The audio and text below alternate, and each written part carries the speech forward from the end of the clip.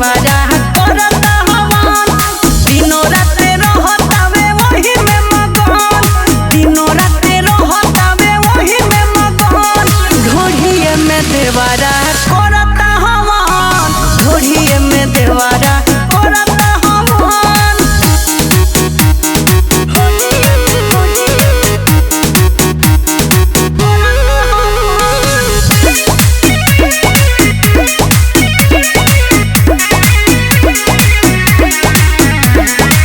पतिया नदिया न बुझेला ओकरा कुछौ न सुझेला एहो का कमी करता गजन जा